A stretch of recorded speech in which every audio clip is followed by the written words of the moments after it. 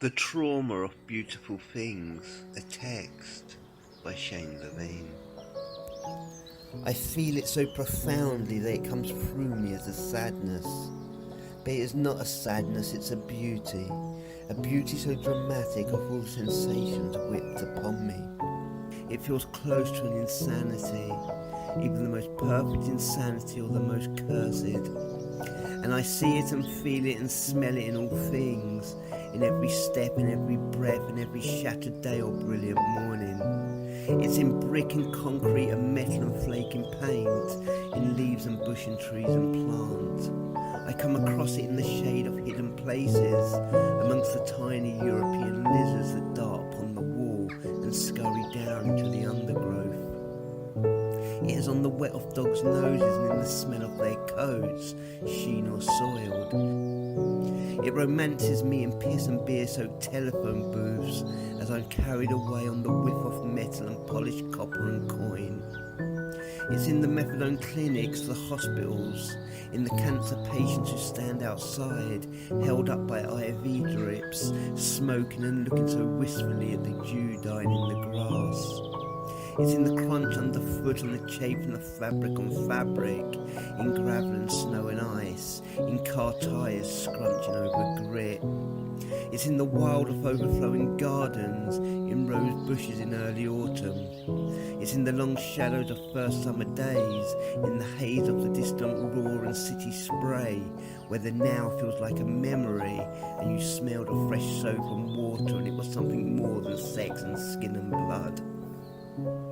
I hear it in the sounds of builders and cries from up on high, in the afternoon drilling and the clink of scaffolding poles. It's in the dust and slop of freshly mixed cement and, way up high, in the isolation of great cranes stranding the devastating blue of the sky. I smell it in the molten tar when the roads get relaid, in the uncovered bottles of tincture and ointment in Victorian dumps and Roman fairs and pubs.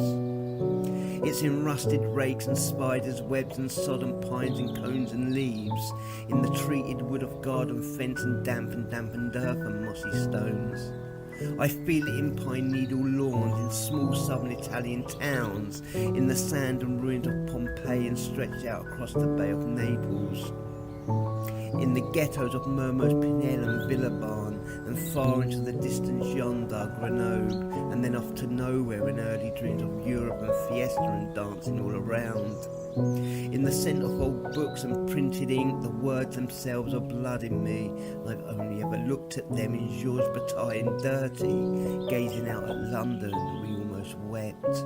In cherry blossom snow and terraced housing and fragrant streets, in parked cars exhausted under the beating sun, in sap and milky grass as great days blow in, and the city is a bustle and the radio says it's clear skies across a beautiful London town.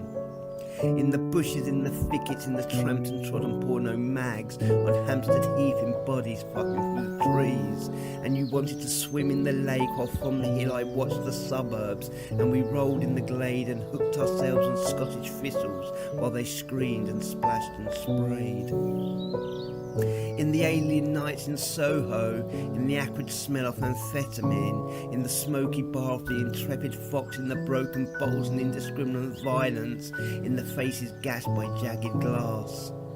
In the spoon, in the cook, in the drawer, in the pin, in the passion for life and desire for death, in wide open eyes, in your desperate climax, in the soft of your breath, in our myth and obsession alone on the bridge, in the black scorch of river which snakes through the heart of this murderful town, past the point where I said, so leave if you can, and I'll walk you some more in the arrival too soon, in the decision to sleep, holding each other on the bench in the common, in the freeze of the night, in the healing of wounds and the beautiful trauma of young damaged lives. In the cafes, in the coffee, in the stir, in the cup, in the harsh bite of winter, in the sulphuric night of Millennium Eve, when the world came together and life was no good. It runs through me as a sadness, but it's not a sadness, it's a beauty which clings on, stalked me around Europe and European towns, and left me scream for quit into the polluted foreign air.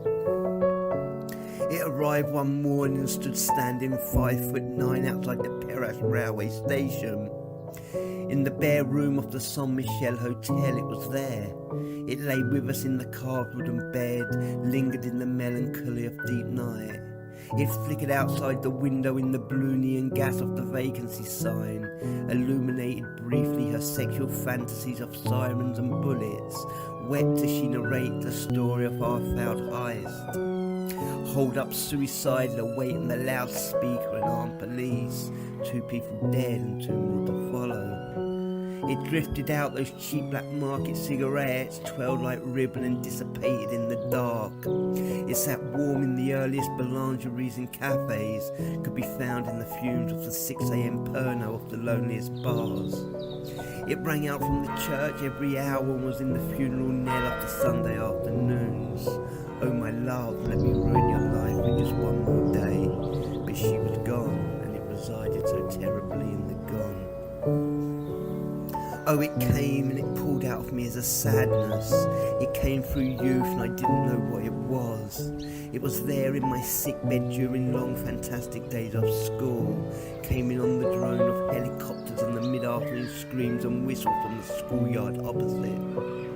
It passed by the window as a millipede of children, cruel and unruly, looking in and laughing as it made its way down to the local swimming baths. It was in the smell of chlorine, in prune skin and warts and verrucas, in the hideous stench of changing rooms and sour milk, humid feet and prepubescence.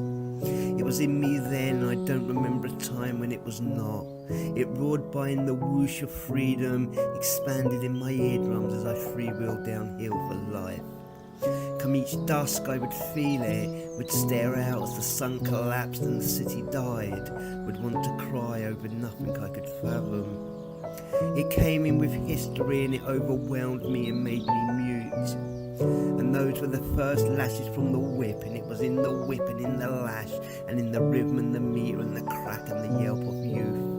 It circled by overhead in the traumatic squawkings of seagulls, sounded in the high winds and arctic skies. It frothed out from my mother's mouth in the back of an ambulance and spread out in the bruises across her chest in intensive care. It comes through ugly and then turns beautiful, comes beautiful and ugly again. On a terrible night I wrote. It was the first time and it made me ill and she nursed me better. It was in me then, and in the bright cold healthy morning I woke up freshly damned and I wanted nothing